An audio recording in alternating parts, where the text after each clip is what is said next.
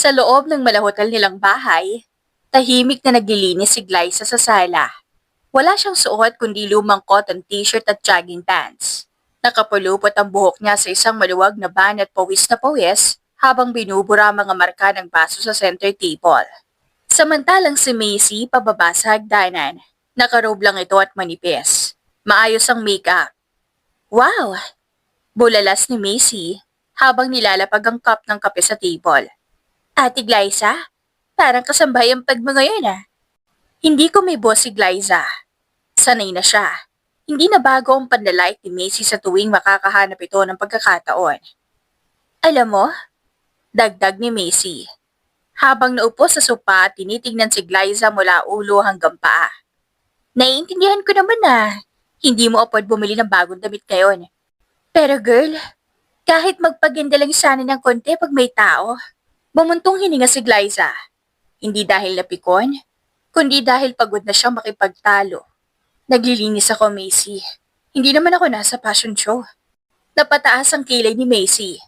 Tingnan mo nga yung sarili mo. Parang wala ng pag-asa. Kahit magpapansin ka pa kay Papa, hindi na yun uubra. Tapos na yung panahon mo dito, ate. Tumigil sa pagpuna si Glyza. Dahan-dahan niyang iniangat ang tingin sa kapatid. Ano bang gusto mong sabihin? Lumapit si Macy at tumayo sa harap ni Glyza. Hawak-hawak pa rin ang tasa ng kape. Simple lang, tigilan mo na ang pagpapakabida. Tigilan mo ang akala mong parang ikaw lang ang anak dito. You Flash, hindi ka na mahal ni Papa. Hindi ka lang na pinaniniwalaan. Wala ka ng lugar sa bahay na to. Napapikit si Glyza. Ramdam niya ang kirot sa bawat salitang binibitawan ni Macy. Pero hindi na siya ang dating Glyza na palaging umiiyak sa kwarto. Hindi na siya tahimik sa isang tabi habang inaapak-apakan ng iba. Bakit ba sobrang sayo mo sa tuwing pinapaalala mong wala akong halaga sa mata ng ama natin? Mahinahong tanong ni Glyza. Because it's the truth. Sagot ni Macy, sabay ngiti. At masaya ako kasi yung anak na dati niyang mahal, ngayon parang alila na lang dito. Fair enough, di ba? Tumayo si Glyza. Hindi na niya ininda ang basang-basahan sa kamay. Tumapat siya sa kapatid. Halos magkalapit ang mukha nila. Sabihin mo nga, Macy, bakit ka ba insecure sa akin? Dahil kahit anong gawin mo, hindi mo ko kayang lampasan sa mata ng ibang tao? Kahit sinusubukan mong tanggalin ako sa bahay na to, hindi mo kayang burahin yung katotohanan ako ang unang anak. Ako ang unang minahal. Natawa si Macy. Oh, please, matatapos na rin yan. Sa susunod, hindi ka nakakampihan pa ni Papa. I'm the star of this house na. Gumalaw ang panga ni Glyza sa pagpipigil ng emosyon. Star o parasite? Napahinto si Macy. Excuse me? Alam mo kung anong pagkakaiba natin? Tuloy ni Glyza, mas kalmado. Ikaw, kumakapit ka sa pangalan ng ama ko para maranasan ang buhay na hindi mo naman pinaghirapan. Ako? Kahit alisin lahat sa akin, hindi ako mawawala. Kasi may sarili akong dangal. Ikaw, mabubura ka kapag nawala ang papa natin. Kasi wala kang identity kung hindi ka nakadikit sa kanya. Walang kwenta ang sinasabi mo. Sabay iwas ni Macy pero halatang hindi na siya komportable. Sa bagay, ani Glyza, hindi ka naman sanay sa sinasagot. Sanay ka lang sa sinusunod. Pinupuri. Pero puro palpak naman. Pumasok ang madrasta nila galing kusina, dalang iPad at mukhang kakabasa lang ng messages. Macy, anong ingay ito? Tanong nito, diretsong lumapit sa kanila. Glyza, ano na naman tong pinaggagawa mo? Napailing si Glyza. Siyempre, ako na naman. Laging ako. Kasi, kung hindi ka pasaway, hindi magkakaganito. Sabat ni Macy habang nakakunot ang noo. Tumawa si Glyza. Isang mapait na tawa. Ang galing niyo magdrama. Kayong dalawa, parang laging bida sa teleserye. Hinding-hindi niyo ako mapapalis sa bahay na to. Kahit wala na ang mama ko at yung mama mo na bagong asawa ni Papa, hindi magbabagong ako pa rin ang legal na anak. At ikaw, magkapatid lang tayo sa ama, Macy. At hindi pang habang buhay niyo mahuhututan si Papa. Wala kang karapatang magsalita ng ganyan dito. Mariing tugon ng madrasta. Bakit? Hindi ba ako lumaki dito? Hindi ba ako anak ng asawa mo? Sagot ni Glyza, buong tapang. Nagkasalubong ang kiling ng madrasta. Anak ka lang sa unang asawa niya. Kami na ngayon ang narito. Tanggapin mo ang katotohanan na sampid ka na lang dito. Hindi ko kailangan tanggapin ang kasinungalingan. Dahil alam ko ang totoo. At kahit gaano pa ako malitin, hindi magbabagong akong isa sa hinahanga ng mga mata. Sabi ni Glyza. Marahan niyang iniwan ang basahan sa mesa. Inayos ang sarili at nilagpasan ng mag-ina ang tila na tameme. Tumuloy siya sa kwarto. Hanggang ngayon mainit pa rin ang dugo na mag-ina kay Glyza, kaya ganun na lamang ang mga ito sa kanya. Samantala, sa loob ng silid ni Macy, kumalat ang amoy ng mamahaling pabango at body mist. Maayos ang bawat sulok. Nakatayo si Macy sa harap ng salamin, nagsusuklay ng buhok, habang ang kanyang ina ay nakaupo na sa edge ng kama. Hawak ang isang tasa ng tsaa. Hindi na ako makatiis, ma. Bungad ni Macy habang inaayos ang pilik mata. Si Glyza, para siyang ligtas sa bahay na to. Hindi mapaalis. Araw-araw ko siyang nakikita. At pakiramdam ko, ako ang bisita. Tinaas ng ina ang kilay. Anak, anak siya ng papa mo. Anong gusto mong gawin ko? Hindi ko pwedeng basta itapon ang babae sa kalye. Ang hirap. Bakit hindi? Sagot ni Macy sabay harap sa kanyang ina. Kung totoo tayong matalino. Ma, dapat noon pa lang napayos na natin yan. Naiinggit ako lalo sa kanya kapag ini-spell siya ni Papa. Parang hindi ako napapansin masyado. Umikot si Macy sa kama at naupo sa tabi ng ina.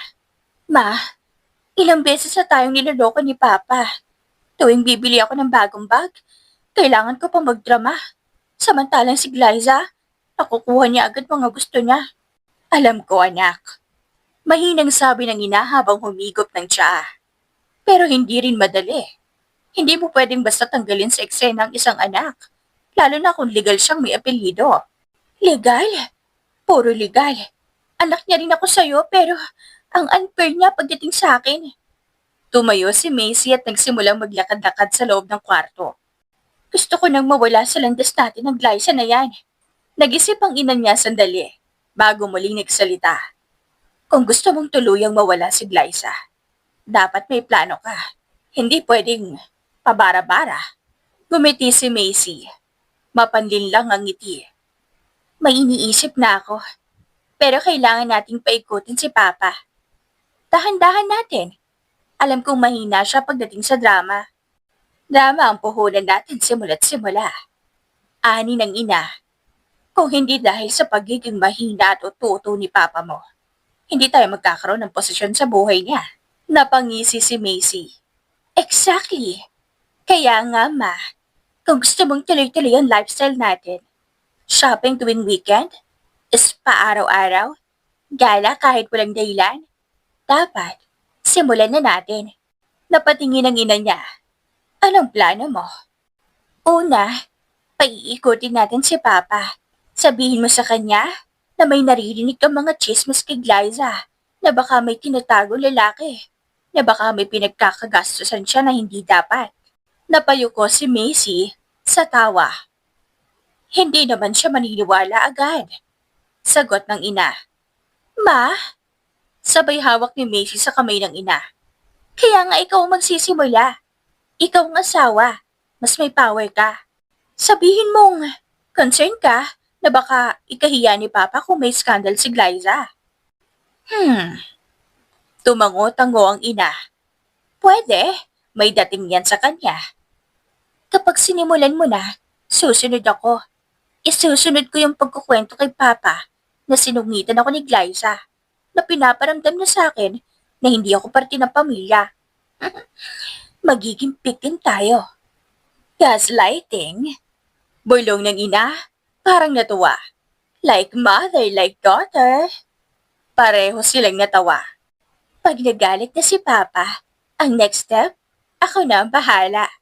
Sabi ni Macy, tumayo ulit at naglakad-lakad.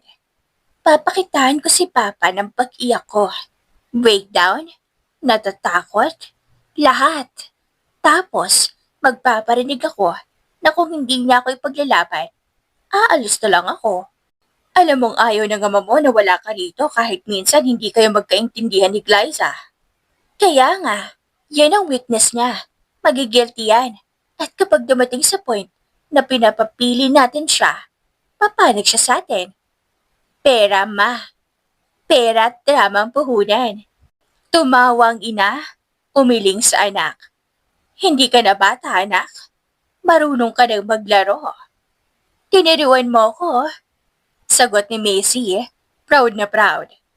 Kaya hindi mo pwedeng sabihin sa akin na pabigla-bigla ako. Alam ko ang ginagawa ko. Tumigil si Macy sa harap ng pull-lamp mirror. Tinitigan ang sarili, hinagod ang buhok, at ngumiti. Kapag umalis si Glyza, wala nang sagabal. Tayong dalawa na lang ang babae sa bahay. Mas madaling kontrolin si Papa. Mas maraming pera. Hindi na rin kailangan hatiin ang mana. Dagdag ng ina. Muling naupo si Macy sa tabi ng ina. Ma, kailangan lang nating tiyakin na wala siyang masyadong supporter. Si Tito Danny, hindi na masyadong dumadalaw. Si Tita Liza, busy na si abroad. Kapag nasira pa yung imahe niya kay Papa, wala lang tutulong sa kanya. Pero Macy, biglang seryoso ang tono ng ina. Siguraduhin mong hindi lalaban si Glyza. Hindi pwedeng pumalag siya. Hindi pwedeng may ebidensyang papalik sa atin. Wala siyang lakas ng loob. Sagot ni Macy, confident. Kung naglakas loob man siyang sumagot kanina, dahil lang yan sa pagod. Pero temporary lang yon. Bukas, tahimik na naman yon. Siguraduhin mo lang. Ani ng ina. Dahil kapag pumalpak ang plano mo, baka tayo pang mawalan. Tumango si Macy. Trust me, ma. Ako ang future ng pamilyang to. At kung may dapat mawala, si Glyza yun, hindi ako. Tahimik silang nagkatinginan ng ina niya at patuloy na nagplano. Walang pakialam kung masisira si Glyza. Ang importante lang sa kanila ay ang pera, ang kapangyarihan. 3 araw makalipas. Tahimik ang buong dining area. Sa mahaba at eleganteng mesa, nakaupo ang buong pamilya. Si Ricardo sa gitna, si Glyza sa kanan niya, at si Macy sa kaliwa. At sa dulong bahagi naman, ay ang ina ni Macy. Nagsalin si Ricardo ng tubig sa kanyang baso bago nagsalita. So, anong gusto niyong pag-usapan natin yan dito? Tumingin si Macy sa ina, saka nagkunwaring lumungkot ang muka. Papa, we're just concerned kay Ate Glyza. She's been different lately. Parang may tinatago. Hindi agad sumagot si Ricardo. Tinitigan lang niya si Macy. Parang sinusukat ang bawat salitang binibitawan nito. Anak, kung may gusto ka sabihin, diretsuhin mo ko. Huwag mo pa ikot-ikotin. Nagkibit balikat si Macy. Parang nalungkot palalo. Ayoko na po sana magsalita pero napansin ko pong may lalaki siyang kausap palagi. Lagi siyang nasa labas. Madalas gabi na umuwi. Hindi po namin alam kung safe pa ba siya. Baka may ginagawa na siyang hindi maganda, Papa. Baka ikasira ng imahe ng pamilya. Napalingon si Glyza. Kumunot ang noo. Excuse me? Sumabat ang madrasta. Ricardo, hindi namin ito sinasabi para siraan siya. Nag-aalala lang kami. May mga kaibigan ako sa village na nagsasabing nakita raw nila si Glyza na may kasamang lalaki. I'm not saying may mali. Pero bilang ama ka niya, baka dapat pagtanungin. Tahimik ulit si Ricardo. Tiningnan niya si Glyza na halatang napapahinga ng malalim sa pagpipigil. Glyza, sabi ng ama. May gusto ka bang sabihin? Matapang na tumingin si Glyza sa ama. Wala pa akong tinatago, Papa. Hindi ko alam kung saan nagkagaling yung mga sinasabi nila. Focus ako sa kumpanya. At minsan lang ako lumabas para makalanghap ng ibang hangin. Pero gabi-gabi ka na umuwi minsan. Sabat ni Macy, taas kilay. Baka kasi tumikhim si Ricardo, dahilan para maputol si Macy. Hindi ako nagtatanong para makinig sa opinion mo, Macy. Gusto kong marinig si Glyza. Nagkatinginan ng magina, halatang hindi inaasahan ang pagtatanggol ni Ricardo kay Glyza. Kung meron bang kasalanan ng anak ko, patuloy ni Ricardo, ako mismo magtatanong sa kanya. At hanggat walang ebidensya, hindi ako basta-basta maniniwala. Pero Papa, pilit ni Macy halatang nadidismaya. Tumayo si Ricardo mula sa pagkakaupo. Macy, alam ko kung paano ka magsalita. Alam ko kung paano ka magdrama. Napatingin si Macy sa ina. Nagtataka. At ikaw? Lumingon si Ricardo sa asawa. Ilang beses mo nang tinakasira at si Glyza. Akala mo ba, hindi ko napapansin? Hindi nakaimik ang madrasta. Napatungo na lang, hawak pa rin ang kutsara at tinidor. Wala pa lang noong nagsama tayo. Lagi mong sinasabing may masamang ugali si Glyza. Pero kahit kailan, wala kang naipakitang pruweba. At ngayon gusto mo na naman siyang palabasing masama. Ricardo, hindi ko. Walang pero. Kung may problema kayo kay Glyza, sabihin niyo ng direkta. Pero huwag niyong dadaanin sa paninira. Kilala ko ang anak ko. Hindi siya prepekto. Pero hindi rin siya sinungaling. Muling naupo si Ricardo. Bumuntong hininga. Alam niyo kung ano ang mas masakit kesa sa sinungaling? Ang taong gagawa ng istorya para nagsirain ng kapwa. Hindi nakaimik ang magina. Si Macy, napakagat sa labi. Halatang napahiya. Si Glyza naman, pilit pinipigil ang luhang kanina pa namumuo sa mga mata. Kung totoo ang sinasabi niyo. Muling sabi ni Ricardo. Dalhan niyo ako ng ebidensya. Pero habang wala, huwag niyo akong pilitin na paniwalaan ng chismis. At talong huwag niyong gamitin ang pangalan ko para lang alisin siya sa bahay na ito. Pero Papa, unfair. Unfair? Tumaas ang boses ni Ricardo. Unfair ang paulit-ulit yung ginagawa sa kanya. Unfair na araw-araw ay pilit yung pinaparamdam sa kanya na hindi siya kabilang. Unfair na sinisira niyo siya habang siya wala man lang kayong naririnig sa reklamo mula sa kanya. Muling bumaling si Ricardo kay Glyza. Anak, pasensya ka na. Umiling si Glyza, mahina ang tinig. Okay lang po, Papa. Tumayo si Ricardo ulit at tinapik ang balikat ni Glyza. Tuloy mo lang ang ginagawa po, Glyza. Ako na ang bahala sa kanila. Pagkatapos noon, lumabas si Ricardo ng dining room. Naiwan ang mag-ina, hindi makapaniwala sa naging reaksyon ng padre de pamilya.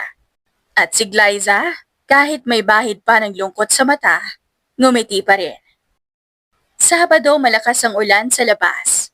Halos matakpan ang dilim ang langit kahit 3:00 pa lang ng hapon. Hindi ininda ni Glyza ang lagkit ng pawis. Ang bahagyang basa ng kanyang balikat mula sa pagkakabasa ng ulan habang papasok sa lobby ng isang high-rise condo sa Bonifacio Global City. Saan po tayo, ma'am? Tanong ng guard sa front desk.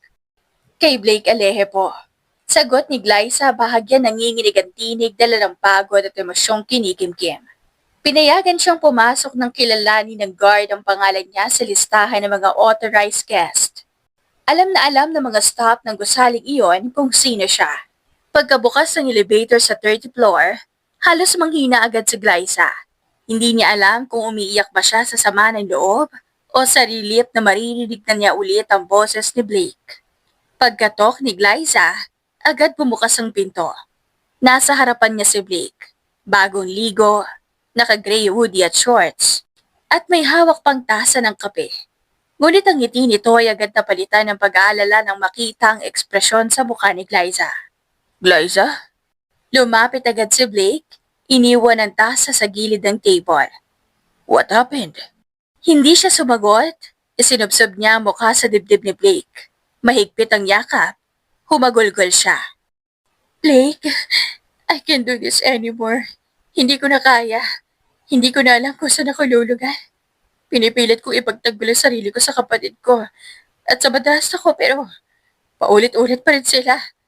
Napapagod na rin ako. Pero ayokong ipakita sa kanila na mahina ako. Hinaplos ni Blake ang kanyang likod. Hey, slow down. I'm here. You're okay now. Tana. Pero mas lalo lang siyang humikpi. I tried to be strong.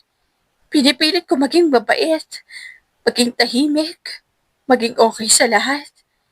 Pero araw-araw nila akong tinuturog, Blake. Wala akong ginagawang masama pero ginagawa pa rin nila akong kontrabida. Hinawakan ni Blake ang kanyang pisngi at pinunasan ng luha gamit ang daliri. Gusto mo bang munang pumasok? Upo tayo. Tumango si Glyza at dahan-dahan silang lumipat sa loob. Tahimik ang unit ni Blake. Umupo si Glyza sa couch. Kinuha ni Blake ang throw blanket at iniabot kay Glyza. Ano bang nangyari? Tanong ni Blake. Seryoso na ang tono. Nagbahid ng luha si Glyza gamit ang manggas ng kanyang hoodie. Maisie and her mom, they trying to kick me out again. Pero this time, may plano talaga sila. They tried to make me look bad sa harap ni Papa. Siniraan nila ako. Sabi may lalaki raw ako. Nagabi ako umuwi. Na baka may ginagawa akong ikakahiya ng pamilya. Pero, hindi naman tayo nagkikita sa labas ng bahay. Si Blake at Glyza ay sekretong magkasintahan. Matagal na silang dalawa. College pa lamang pero low-key relationship sila. Napamura si Blake. Tangina naman talaga yung mag-inang yan. Ang masakit, Blake. Dati hindi ko kayang magsalita pero kanina lumaban ako. Akala ko matutuwa ako. Pero pagod na pagod lang ako. Alam mo yung pagod ka nang ipaglaban ng sarili mo kahit araw-araw kang nilalait. Gusto mo bang lumipat na sa akin? Biglang tanong ni Blake. Diretso. Napalingon si Glyza. Ha? Sa kondo. Sa bahay natin. Kahit saan. Kahit saan mo gusto. Hindi ko na kayang makita kang ganyan, mahal. Hindi mo deserve lahat ng to. You've been fighting alone for too long. Blake? I mean it. Tapos naman na tayo sa pag-aaral. Ako rin. We can start planning. Wala naman nang humahadlang sa atin. You don't have to wait for permission to protect your peace. Tahimik si Glyza. I just don't want to look like umaalis ako dahil mahina ako. Mahal. Sabay hawak ni Blake sa kamay ni Glyza. Hindi ka mahina. You're the strongest person I know. Pero kahit ang matitibay, kailangan din ng pahinga. You're not giving up. You're just choosing peace. Napaluha ulit si Glyza. Hindi dahil sa lungkot kundi sa sayang nararamdaman. Blake, thank you. Sa lahat. Always, mahal. Sagot ni Blake. Kahit kailan, ikaw lang. Lumipas ang ilang oras, nakakumot na si Glyza. Nakahiga sa couch habang si Blake ay nakaupo sa sahig. Nakasandal sa sopa, hawak ang kamay ni Glyza. Blake? Paano kung tuluyan akong umalis sa bahay? Paano kung wala na akong babalikan after? Then we'll build something new, together. Hindi ko alam kung anong susunod. Pero ngayon lang ako huminga ng ganito kaluwag. Tumingala si Blake, ngumiti. Then stay here tonight. Walang maninira sa'yo rito. Walang Macy. Walang madrasta mo. Just you and me. Tahimik na tumango si Glyza at niyakap si Blake. Sa gabing iyon, doon siya natulog sa kondo ni Blake. Lumipas sa mga araw patuloy pa rin ang mainit na dugo ni Macy kay Glyza at mas lalong umiinit pa ulo ni Macy dahil palaban si Glyza. At dahil doon mas gustong-gusto lalo ni Macy na mapaalis na ito. Maaliwalas ang hapon, nasa loob ng isang eleganteng boardroom sa 40th floor ng kumpanya ng ama ni Glyza. Mahigit 12 board members ang nakaupo sa mahabang mahogany table. Sa gitnang bahagi, may projector screen na naka-standby para sa quarterly report presentation ng kumpanya. Sa dulo ng mesa, nakaupo si Ricardo, ang CEO ng kumpanya. Si Glyza, suot ang cream blazer at black pencil skirt, ay nasa unahan. Hawak ang clicker.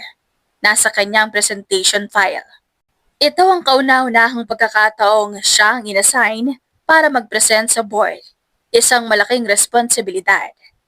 Si Macy, nakaupo sa tabi ni Ricardo. Nakangiting nakapalupot ang mga daliri sa tasa ng kape. May kumpiyansa sa buka. Tahimik pero nag-aabang. Okay. Simula ni Glyza, bahagyang kinakabahan pero kalmado. Today's presentation will cover the quarterly projections, updated reports from regional branches, and proposed adjustments for the marketing budget. Pinindot ni Glyza ang clicker. Walang lumabas sa screen. Tumaas ang kilay ni Mr. Ocampo, isa sa matandang board member. Where's the file, Miss Glyza? Nag-click ulit si Glyza. Walang nangyari. Pinuksan ni Glyza ang laptop. Wala ang file. Tiningnan niya ang flash drive pero blanco. Napansin ng lahat ang pagkalito sa mukha ni Macy. I saved it last night. Nakaayos na lahat yun. Paliwanag ni Glyza, halatang kinakabahan. There must be a problem with the file or... Do you mean to say... Putol ni Ricardo. Malamig ang boses. You came unprepared? Papa, Don't call me Papa in front of the board. Biglang tumahimik ang buong kwarto. Lumunok si Glyza. Nanginginig na ang kamay. Sir, I double-checked the files last night. It might have been corrupted. I'll retrieve the backup now. Corrupted? Are you seriously telling this room that a corrupted file is your excuse for wasting our time? May mga board members na nagkatinginan. Iba ang umiwas ng tingin. Iba ang umiling. Si Macy, umubo kunwari at saka umismit. Ricardo! Sabat ni Mr. Ocampo. If there are no files, shall we postpone the meeting? Apparently, that's what we must do. Malamig pa rin ang tono ni Ricardo. Nakatayo si Glyza. Hindi makagalaw. Para siyang bata sa gitna ng silid na lahat ng mata ay nakatingin. Naghihintay ng paliwanag na wala na siyang kayang ibigay. At sa gitna ng katahimikan, biglang nagsalita si Macy. Well, since we're already here and the meeting's been delayed, maybe I can show something instead. Lumingon si Ricardo.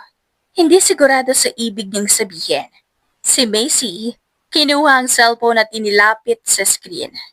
Inirender ito sa projector gamit ang wireless picture.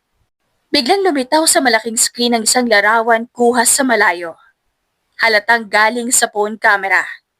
Sa dilim ng background, ay makikita ang isang babaeng naka-blazer na may kayakap na lalaking naka-black shirt. Halos hindi kita ang mukha ng babae, pero kitang-kita ang buhok, postura at relo sa kamay.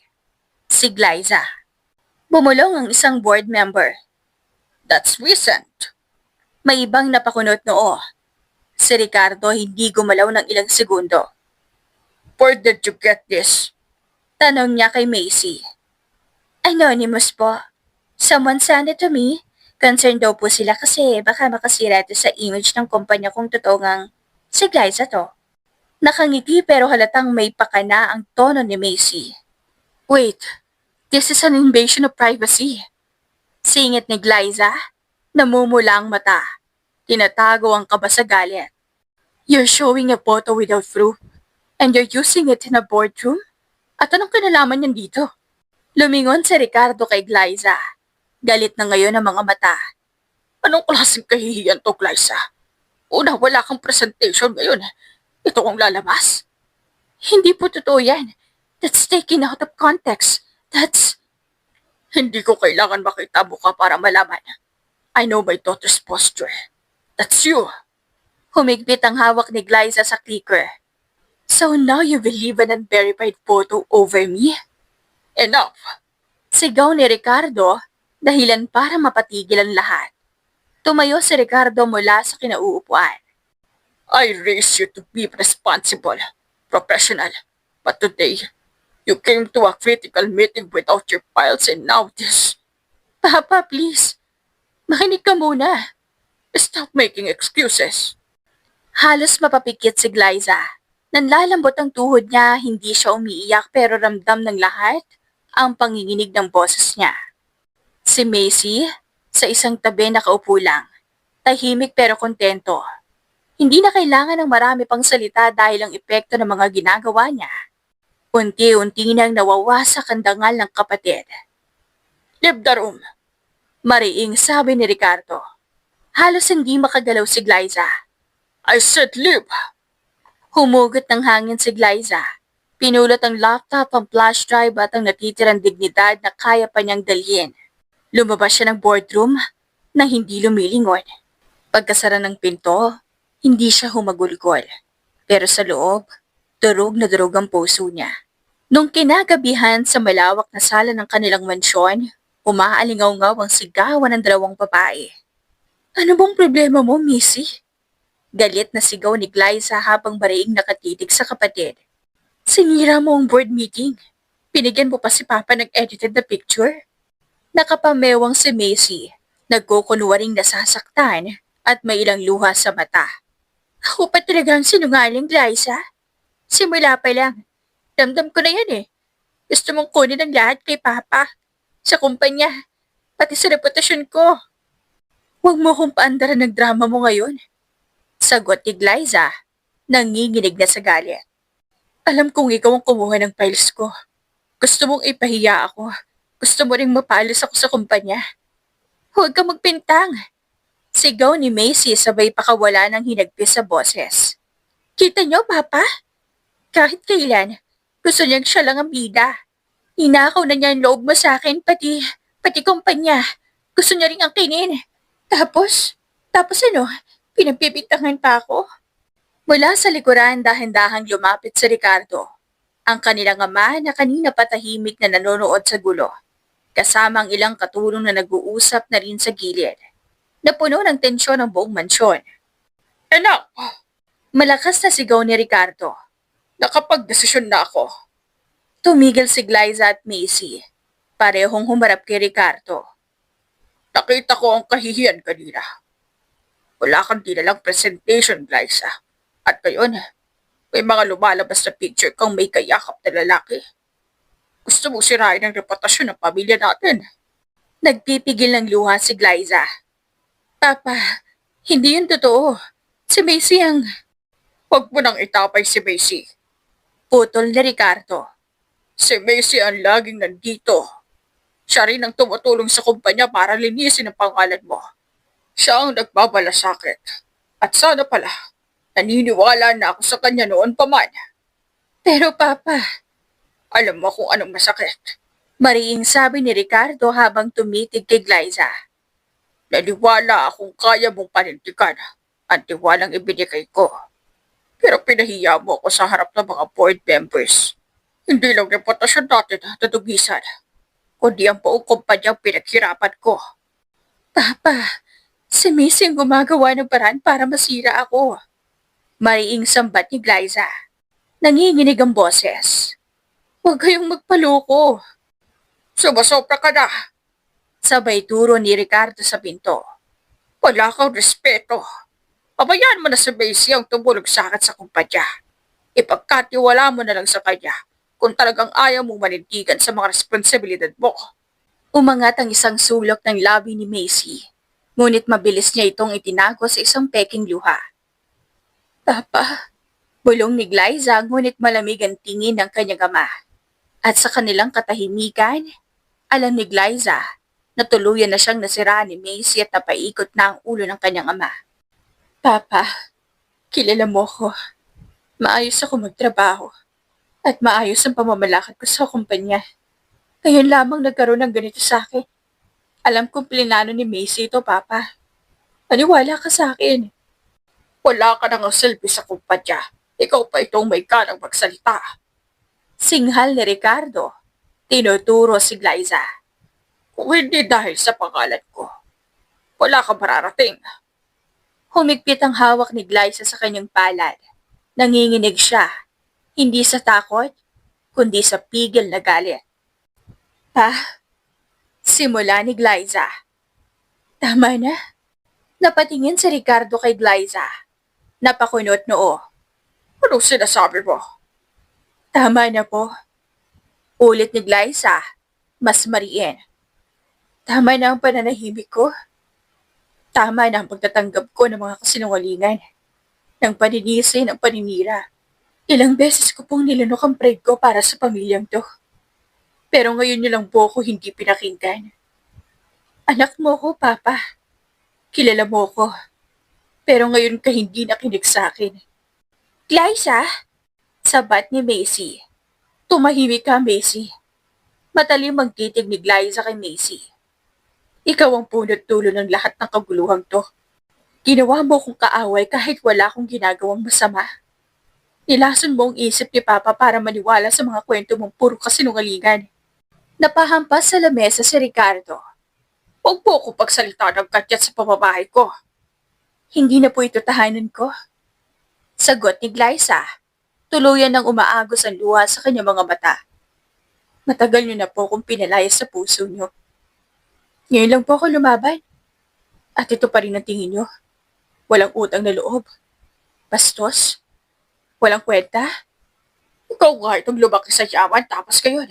Ikaw pa ang may ka na magsalita ng kadyan. Bulyaw ni Ricardo. Hindi kita pinalaki para sagutin ako. Hindi niyo po ako pinalaki. Singhal ni Glyza. Si Mama ang gumawa nun. Bago mo siya iwanan. Bago siya nilamon ng lungkot dahil sa panlalamig niyo. Papa, mahal na mahal kita at nakita ko kung gaano ka bumawi sa akin. Kaya kahit meron pa akong tampo sa'yo noon, mas pinili kong ipagsawalang bahala na lamang. Tahimik si Macy, pero bakas ang pagngisi sa gilid ng labi. Alam niyang malapit na ang gusto niya, ang tuluyang pagtataboy kay Glyza. Kung ayaw mo na sa tahanag to, mariing wika ni Ricardo. Umalis ka. Kayo na. Hindi ko na kailangan makita pa mukha-mong walang utang na loob. Sa oras na to, hindi ka na anak ni Ricardo. Nanatiling tahimik si Glyza. Kung yan po ang gusto niyo. Mahinahon niyang sagot, kahit namamanid na sa sakit ang kanyang puso. Lalakad akong walang dala. Hindi ko kailangan dali ng apelyido niyo. Hindi ko kailangan dali ng yaman niyo. Kasi simulat sa pool, wala rin naman po akong nakuha. Tahimik ang paligid. Si Glyza ay tumalikod na at habang papalayo, isang patuloy ang pagpatak ng luha ang bumagsak sa sahig. Kasama ng lahat ng bigat na matagal niyang kinikimkim. Simula sa gabing iyon, wala na siyang tahanan. Wala na siyang ama. Wala na siyang pangalan. Pero para sa kanya, yun ang simula ng tunay niyang paglaya. Kinagabihan nasa hapag si Macy at ang kanyang ina, si Lorena. Nakasandal si Macy sa upuan habang naglalaro ang daliri sa tangkay ng wine glass. Sa harapan nila ay isang mamahaling almusal na hindi man lang hinahawakan. Masyado silang abala sa pagbubunyi. Hindi ko akalaing tuluyan na ring sasabog ang batang yon. Ani Lorena tinikman ang kanyang croissant. Ilang taon din siyang nagtimpe. Pero sa huli, kita mo naman, pinatulan ng ama. Hayan, napalayas tuloy siya. Maliit pa lang yan. May pride na. Akala mo kung sino. Napangisi si Macy. Deserve niya, ma. Sa tagal-tagal niyang nagbabait-baitan dito. Akala niya, makakalusot siya sa lahat. Hindi niya kailangang may araw rin siya. Umiling si Lorena habang naglalagay ng honey sa kanyang tea. Kaya nga, buti na lang at pinatalsik na siya. Aba, nakakahiya na talaga ang bata na yan. Hindi na marunong lumugar. Imagine, ma. Dagdag ni Macy sabay tawa. Siya na nga ang walang masyadong ambag. Siya pa ang may ganang sumagot kay Daddy sa harap ng lahat. At may lakas pa ng loob na umiyak-iyak pagkatapos. Aalis rin naman daw siya kasi hindi na siya makapagpagigil. Sus, napaka-arte. Drama niya. Ani Lorena sabay taas ng kilay. Eto na nga ang problema sa mga batang palaging pinapalampas ang mali. Lumalaki ang ulo. Nagkibit balikat si Macy at uminom mula sa wine glass. Kahit orange juice lang naman ang laman. Ngayon, wala na siya, ma.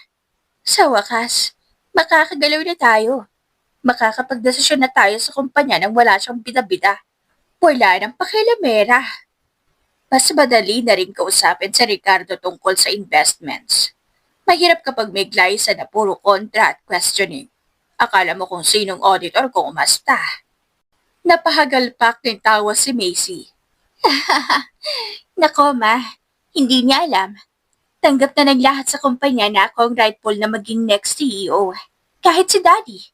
Deep inside, alam niyang ako yun. Not her. Tahimik na sandali ang sumunod bago nagsalita muli si Lorena. Seryoso na ang tono. Pero anak, kahit wala na si Glyza, Hindi tayo dapat mag-relax. Maraming loyalist sa kumpanya.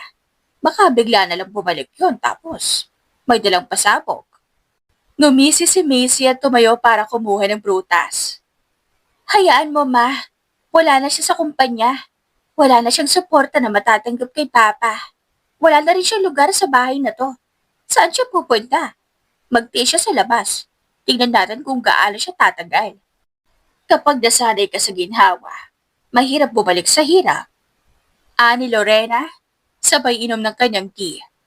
At sigurado kung hindi niya kakayanin. Exactly, bulong ni Macy. Gusto niyang magrebelde? Ayan ang kabayaran. May kumatok sa glass sliding door. Isang kasambahay ang pumasok. Yumuko bago magsalita. Ma'am Macy, Ma'am Lorena, dumating na po ang documents for signature galing sa legal team. Good! Sagot ni Macy sabay kumpas ng kamay. Ilagay mo sa office. I'll handle it later. Pagkaalis ng kasambahay, muling tumingin si Macy sa kanyang ina. Ma, kapag nakuha ko ng majority shares, alam mo na, we'll finally have everything. Tapos tayo lahat ng sagapan. Pag natapos yan, anak, sambit ni Lorena, masisiguro mong ikaw na ang reyna ng pamilyang ito. Ikaw na ang dapat. Nagtaas sila ng baso. The peace and power, sabay nilang sabing magina. Para sa pera at kapangyarihan. Dagdag ni Macy, sabay ngisi. At habang masayang nagtatawanan sa loob ng mansyon sina Macy at Lorena, wala silang kaalam-alam na sa labas, isang panibagong yugto ang nagsisimula. At sa katahimikan ng kanilang tagumpay, may paparating na unos na hindi nila inaasahan. Sa kondo ni Blake, binuksan ni Blake ang pintuan matapos marinig ang sunod-sunod na katok. Doon niya nakita si Glyza. Nakayuko, magulong buhok at namumugto mga mata. Isang tanaw pa lang ay alam na niyang may mabigat na dinadala ang kasintahan. Glyza? Bulong ni Blake at agad niyang pinagbuksan ito ng mas maluwang at inilalayan si Glyza papasok. Tahimik lang si Glyza. Tila naiiyak ngunit pilit nagpakatatag. Umupo siya sa sopa. Bitbit pa rin ang kanyang shoulder bag na parang ayaw pa kawalan. Anong nangyari, mahal? Tanong ni Blake at naupo sa tabi ni Glyza. Pinalayas ako. Mahinang sagot ni Glyza, kasabay ng pagbagsak ng luha. Blake, wala na akong ibang mapuntahan. Lahat kinuha nila. Anong ibig mong sabihin? Mas lalong tumindi ang pag-alala ni Blake. Sino? Sina Macy? Si Tito Ricardo? Tumango si Glyza. Pinunasan ng mga mata ngunit muling bumagsak ang luha. Nagpigil ako. Ang tagal kong tiniis. Lahat ng salita, lahat ng paratang kinimkim ko. Pero hindi ko na kaya, Blake. Sinabihan ako magnanakaw sa kumpanya. Pinahiya pa ako, siniraan ako. Pati sa board meeting, pinahiya ako. Napakuyom ang kamao ni Blake. What? Seriously? How could he? Glyza, di ba siya ang ama mo? Paano niya magagawa yun? Hindi na ako anak sa kanya. Bumuntong hininga si Glyza. Pinutol na niya lahat ng koneksyon sa akin. Apelido, suporta, bahay, wala na. Parang hindi niya na ako anak. Glyza. Napalapit si Blake at marahang hinawakan ang kamay ni Glyza. I'm here, okay? You're not alone. And you don't deserve any of that. Never. Tahimik si Glyza ng ilang saglit bago siya muling nagsalita. Alam mo, kung anong mas masakit? Ano? Masaya sila. Si Macy at ang nanay niya. Masaya silang nawala ako. Kanilang-kanila na ang lahat. Malaya na silang makuha ang yaman ni Papa. Nagsimulang tumulo ang luha ni Glyza, pero ngayon ay may halong galit ang bawat patak. Tama na. Hindi ako papayag na ganito lang matapos ang lahat, Blake. Gusto kong gumanti. Nanlaki ang mata ni Blake. Gumanti? Tumango si Glyza. Seryoso ang tingin. Ayokong ako ang kawawa sa dulo. Hindi ako nagkamali. Hindi ako nagsinungaling. Pero akong pinarusahan ng sarili kong ama. Akong itinakwil. Pero paano? Anong balak mo? Hindi ko alam. Pero, isang bagay ang sigurado. Babangon ako, babalik ako. At kapag nangyari yun, sila naman ang mawawalan. Hindi ako papayag sa masamang plano nila. Huminga si Blake, hinawakan na magkabilang bisngi ni Glyza at tinitigan ito sa mata. Then, let's do this right. Hindi tayo magpapakababa tulad nila. Let's plan this carefully. May connection ka pa rin sa kumpanya, kahit papano. May mga taong naniniwala sa'yo. Pero wala na akong kapangyarihan, Blake. Wala na akong access sa kumpanya. Ang mga files, kinuha na nila. Sira ng pangalan ko. At may picture pa silang pinalabas na. Kesyo may kayakap ako na hindi ko kilala. Hindi man kita mo ka pero malinaw na hindi ako yun. Kinamit yun ni Macy sa meeting. Lahat tumingin sa akin na para bang, shh, mahal, calm down. Balong ni Blake, yakap si Glyza ng mahigpit. You don't have to explain to me. I trust you. Hindi ito tungkol lang sa tiwala mo, Blake. This is war. Sinira nila ako. Kaya ibabalik ko yun. Gusto kong ipakita sa kanila na hindi ako basta-basta mawawasak. Hindi ako babae lang na palamunin gaya ng tingin nila. I work hard. I studied hard. I fought hard. Pero ngayon lalaban ako. Tumango si Blake. Pinunasan ang kanyang luha. You're strong, Liza. And I'll support you every step of the way. Blake? May kailangan ako. Ano yun? Connections. Access. Puhunan. Alam ko may kakilala ka sa business world. I need to build my own empire. At kapag naging matagumpay ako, pag nakita nilang kaya kong tumayo nang wala sila, doon ako babalik. At hindi na para humingi ng tawad, kundi para ipamukha sa kanila kung sino talaga ang tunay na karapat-dapat. Napangiti si Blake sa kabila ng bigat ng sitwasyon. Ngayon ko lang nakita ang Glyza na to. Mas matapang. Masyado na ako nasaktan, Blake. Gusto ko nang wakasan yung tingin nilang ako ang problema. Kasi hindi ako ang problema. Sila. Then, let's start. From now on, this is your second life. You don't need the Ricardos. You'll create your own name. Your own legacy. Tumango si Glyza. Tuluyan ang nabura ang dati niyang takot. Ang mga mata niyang kanina lang ay puno ng panghihina, ay ngayon ay kumikislap sa galit, sa pangarap, at sa paghiganti. Tumayo si Glyza sa harap ng malaking bintana ng kondo ni Blake. Mula sa puntong ito, hindi na siya babalik sa pagiging mahina. Hindi na siya tatahimik. Sisirain niya ang mag-ina. 3 buwan na ang lumipas simula nang pinalaya si Glyza sa sarili nilang tahanan. Wala na siyang tirahan, suporta, at karapatang gamitin ang apelyido ng kanyang ama. Ang balita ay mabilis na kumalat sa buong industriya ng negosyo. Ang anak ni Ricardo ay tuluyan ng tinanggal sa kanyang buhay. Ngunit ang mas nakakagulat, si Macy, ang anak sa labas, ang siyang itinalagang bagong CEO ng kumpanyang matagal nang pinaghirapan ng ama ni Glyza. Laman si Macy ng headlines at habang tumatanggap ng mga papuri si Macy sa media, si Glyza ay tahimik pero hindi nagpapatalo. Sa isang condo unit ni Blake, tahimik na nakaupo si Glyza habang hawak ang isang baso ng wine. Hindi ako makapaniwala. Mariing sabi ni Glyza habang mariing piniga ang baso. Yung babaeng yon? Yun ang pinalit nila sa akin? Glyza. Mahinahon si Blake habang lumapit kay Glyza at naupo sa tabi. Hindi ka pwedeng patalos-dalos. We can fight this legally. No, Blake. Umiling si Glyza. Hindi ito lang basta posisyon sa kumpanya. Ibinigay ng ama ko sa kanya lahat ng dapat ay para sa akin. Tapos ako? Akong pinilayas? Akong walang-wala ngayon? Taan na, baby. We'll figure this out together. Napapikit si Glyza at humugot ng malalim na hininga. 3 months. 3 months akong nanahimik pero enough. Gusto nilang maputol ng tuluyan ang koreksyon ko sa kanila. Fine. Pero hindi ibig sabihin nun. Mananahimik na lang ako habang inuupuan ni Macy ang trono na para sa akin. Anong balak mo? Napangiti si Glyza pero hindi ito bastang ngiti. Ito'y may halong pait at determinasyon. Uumpisahan ko na ang laban ko. Hindi ako ang tipong tatahimik habang inaagawan. Sa mansyon naman, masayang-masaya si Macy at ang kanyang ina. Anak, tingnan mo to, oh.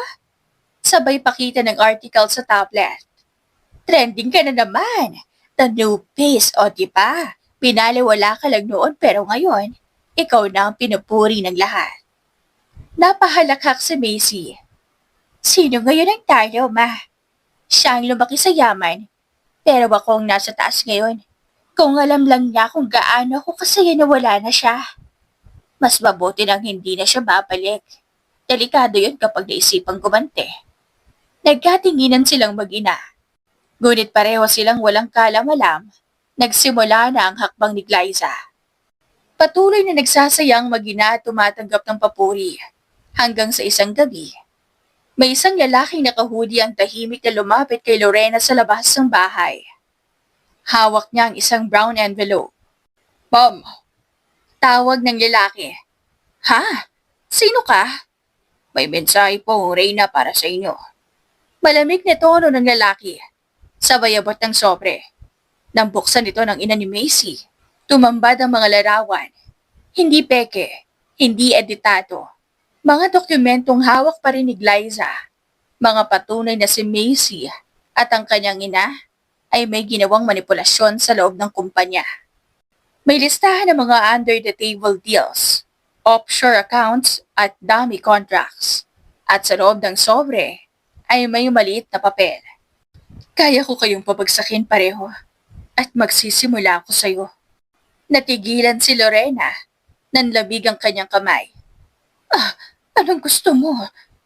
Nauutal niyang tanong. Para sa ngayon, wala pa pong hinihigi ang Reyna. Pero kapag hindi kayo tumigil sa kasinungalingan, siguradong susunod na kayo. Tumalikod ang lalaki at tuluyan naglaho sa dilim. Kinabukasan sa isang private cafe. Blake, ayos na lahat. Bulong ni Glyza habang inilapag ang kanyang laptop. Nakuha ko na ang kopya ng mga records ni Macy at ng ina niya. And trust me, kapag ito ang pumutok, hindi lang sila matatanggal.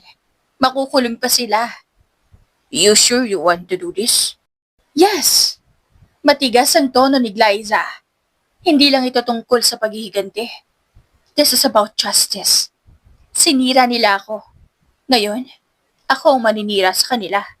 Tahimik si Blake. Alam niyang hindi ito ang dating Glyza. Gusto mo nang tulong sa susunod na akbang? Napatingin si Glyza kay Blake. Yes. Alam kong konektado ka sa media. I need a journalist. Someone fearless. Someone willing to publish dirty secrets kahit kanino pa yan galing. Ngumiti si Blake. Alam ko na ang tamang tao. Pero Glyza, sigurado ka bang handa ka sa magiging gulo nito? Napangiti si Glyza. Blake, wala na akong pangalan. Wala na akong bahay, wala na akong pamilya. Ano pang mawawala sa akin? Tumango si Blake at hinalikan si Glyza sa noo. Sa loob naman ng opisina ni Macy. Tahimik na naglalakad si Macy habang sinusuri ang kanyang schedule sa tablet. Ngunit natigilan siya nang pagpasok niya sa opisina. May nakapatong na sobre sa gitna ng kanyang mesa. Kulay itim. Walang pangalan. Pero alam niyang hindi iyon basta ordinaryong sulat. Binuksan niya iyon at parang binuhusan ng malamig na tubig ang kanyang katawan. Larawan ng kanyang ina. Larawan niya. At ang parehong mensaheng nakita ng kanyang ina. Namutla si Macy at kinabahan. Agad tinawagan ng ina. Ilang linggo makalipas matapos ng pananakot ni Glyza sa mag-ina, dumating na ang araw na hinihintay niya. Masigla ang gabi. Sa loob ng grand ballroom ng isang sikat na hotel sa Makati, naglalakad ang mga kilalang personalidad sa industriya ng negosyo, fashion, at media. Puno ng ingay, liwanag, ngunit sa isang iglap, ang mga usap-usapan ay huminto nang pumasok si Glyza. Nakasuot ng eleganteng emerald green gown. Hawak ang braso ng isang pamilyar ngunit tahimik na lalaking bihis sa itim na suit. Si Blake, ang young CEO ng isang malaking international tech company. Si Glyza ba yan? Usisa ng isa sa mga guest. Kasama niya si Blake. Di ba siya yung exclusive CEO ng RMX Holdings? Kulat lahat, kuryoso at biglang nainggit. Lahat iyon ay naghalo habang sumusunod ang mga mata sa bawat hakbang ni Glyza. Confident ang lakad nito. Tuwid ang tingin, lakas loob. Wala na ang dating tahimik at nagpapasensyang Glyza. Ngunit ang pinakihihintay ng lahat ay ang pagkikita nila ni Macy. At dumating nga ang sandaling iyon. Sa gitna ng crowd, may hawak na champagne si Macy habang nakatayo sa tabi ng ilang board members ng kumpanya. Ngayon siya ang CEO, siya ang sentro. O iyon ang akala niya. Napalingon siya nang marinig ang bulungan ng mga tao. At doon, nagtagpo ang kanilang mga mata. Hindi may pinta ang mukha ni Macy nang makita ang kapatid. Bigla siyang nagpanik. Lumamig ang kanyang palad. Anong ginagawa mo rito? Malamig na tanong ni Macy habang nilalapitan siya ni Glyza. Ngunit hindi siya sinagot agad. Sa halip, umiti lang si Glyza. Isang ngiti na puno ng tapang at galit na pinatagal ng 3 buwan. Matagal mo kong iniwan sa kangkungan, di ba, Macy? Bulong ni Glyza habang nakangiti pa rin. Ngunit malamig ang titig. Wala kang karapatan dito. You're not part of this world anymore. Mariing sagot ni Macy. Sigurado ka ba? Sabay lingon ni Glyza kay Blake. Tumango si Blake at saka tumalikod. Nilapitan ng ilang investors at board members. Bago pa man makagalaw si Macy, may lumapit na event host. Miss Glyza, welcome back. Everyone, let's all welcome the newest major investor of Reyes Group of Companies, Blake Ramirez, and his partner, Miss Glyza Reyes. Halos mabitawan ni Macy ang kanyang baso. Napaatras siya habang humahagikik ang ilang bisita. Partner? Bulalas ng isa. Ha? Di ba si Macy ang CEO? Sabat pa ng isa. Napahiya si Macy. Hindi mo pwede gawin to. Mariing bulong ni Macy kay Glyza. At doon, nang walang babala, sinampal siya ni Glyza. Isang malakas na sampal. Tahimik ang paligid. Parang tumigil ang oras. Lahat ay nagulat. Yan ay para sa lahat ng ginawa mo. Sa mga kasinungalingan mo. Matapang nasabi ni Glyza. Security! Sigaw ni Macy, ngunit huli na. Biglang nagplay ang isang video sa malapit na LED screen. Isang footage ng isang babae. Si Macy, nakahalikan ng isang matandang lalaki sa isang kwarto ng hotel. Nagkagulo ang mga tao. What the? Is that Macy? CEO ng Reyes Group yan, di ba? Namutla si Macy. Fake yan! That's edited! Sigaw niya habang tinatakpan ang buka. Hindi yan edited. Malamig na boses ni Glyza. Galing yan sa taong binayaran mong ipagkalat ang edited picture ko. At guess what? Binayaran ko siya ng mas mataas. Wala kang pruweba. Nanginginig ang boses ni Macy.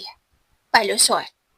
Ngunit bago pa siya makalakad palayo, bumukas ang pinto ng ballroom. Dumating si Ricardo Reyes. Kasama nito ang ilang bodyguards. Glyza! Sigaw ng ama. Ano itong kabalbalan mo? Lumapit ito sa anak. Baka sa mukha ang galit. Wala kang karapatang sirain ang pangalan ng pamilya ko. Umalis ka na nga, di ba? Pangalan mo? Pamilya mo? Bakit pa? Nanginginig sa emosyon si Glyza.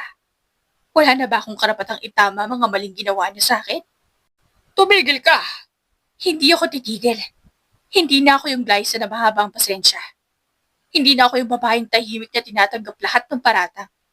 You taught me how to be strong. And now that I am, galit kayo? Lumayas ka! Sigaw ni Ricardo, nanginginig ang kamay. Gagawin ko yan. At mag-ingat ka.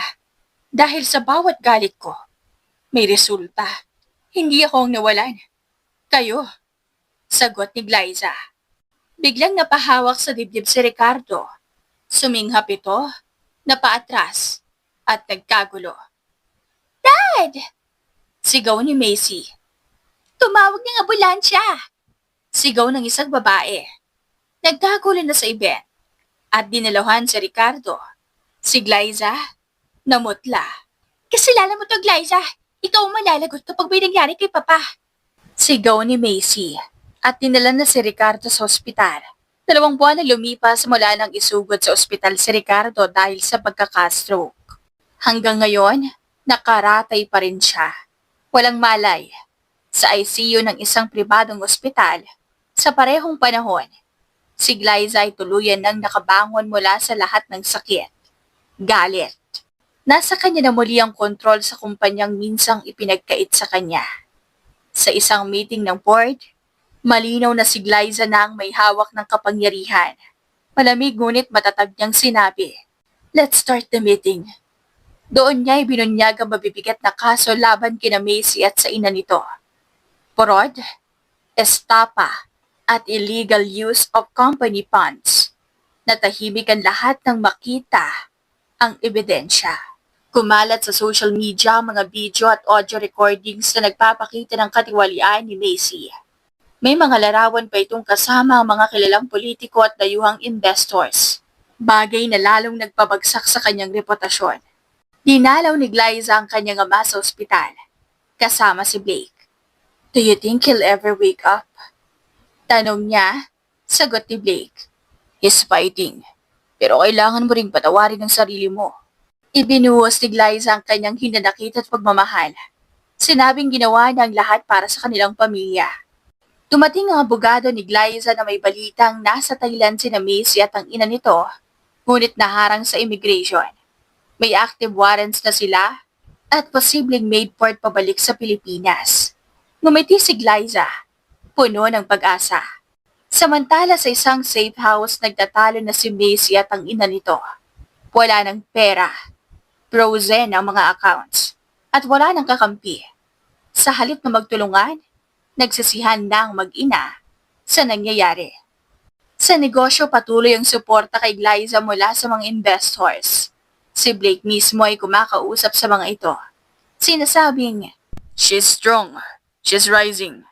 Sa social media, trending ang pangalan ni Glyza bilang matagumpay na babaeng bumangon mula sa pagkakabagsak.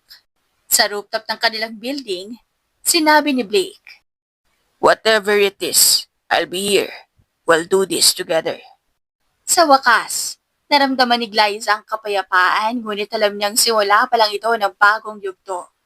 Sa ospital, ilang buwan mula nang mabawi ni Glyza ang lahat. Nagising si Ricardo at nagkausap sila. Umiiyak na sinabi ni Glyza, "Pa, I never stopped loving you." Sagot ni Ricardo, "Anak, proud ako sa'yo." Ngunit matapos ang ilang sandali, tuluyan na itong pumanaw. Sa labas ng ospital, inakap ni Glyza si Blake habang umiiyak. "Blake, wala na si Papa." Hindi siya iniwan ni Blake at pinayuhan siyang huwag questionin ng sarili, sapagkat ginawa niya ang lahat para ipagtanggol ang kanilang pangalan. 3 taon ang lumipas, kasal na sina Glyza at Blake. At may kambal na anak. Habang nagbabiyahe sila, pinalikan ni Glyza ang lahat ng sakit at tagumpay, at kung paano niya ginawang lakas ang kanyang paghihirap. Samantala si Macy ay nasa ospital, sa isang lumang pasilidad, paulit-ulit na sinasabing siya pa rin ang reyna. Patay na ang kanyang ina matapos manlaban sa mga pulis. Sa huli, naabot pa rin sila ng hustisya. Habang bumababa sa sasakyan si Glyza, sinalubong sila ng mga empleyado at kaibigan. May banner na "Congratulations CEO Glyza, Happy 3rd Anniversary." Nilapitan siya ni Blake. "Ready for your speech, CEO?" Ngumiti si Glyza. "Always." Sagot ni Glyza sabay lakad paakyat ng stage. Huminga siya ng malalim at hinarap ang mga tao. "Good evening, everyone. 3 years ago, I lost everything. My name, my family, my home. But instead of staying down, I stood up. Dahil hindi ako magpapatalo sa mga taong pinili akong yurakan. At ngayon, narito ako hindi para ipagyabang ang tagumpay ko, kundi para pasalamatan kayong lahat. Sa mga naniwala, sa mga sumuporta at sa mga nagmahal. Lalo na sa asawa ko, Blake." Thank you. Nagpalakpakan ng mga tao. Tumayo si Blake at binigyan siya ng thumbs up at matamis ng ngiti. Lumapit ang kambal sa stage at niyakap siya. Sa likod ng lahat ng kasinungalingan at pagkatalo, narito siya ngayon. Matagumpay, buhay at masaya. Nakakulong na si Macy. Patay na ang kanyang ina at si Glyza. Siya na ngayon ang babaeng walang sino man ang kayang apihin. Para ito kay Papa. Bulong niya sa sarili. Kasama mo na si Mama. Napatingala siya sa langit at ngumiti. Sa dulo ng lahat ng ito, may kapayapaan. At ito ang pinili ni Glyza, ang maging malaya, masaya at magpatawad. Lumapit si Blake sa kanya sa stage at hinalikan siya sa noo. I love you, Glyza. I love you more, Blake. At sa huli, tunay ngang pagkatapos ng mga sakit at mga pinagdaanan, makakamit mo pa rin ang mga tagumpay at kapayapaan. At sa buhay ni Glyza, namatay man ang mga magulang niya, nagpatuloy pa rin siya dahil naniniwala siyang may bagong simula sa buhay niya. At iyon ay kasama si Blake at ang kanilang kambal. Wakas!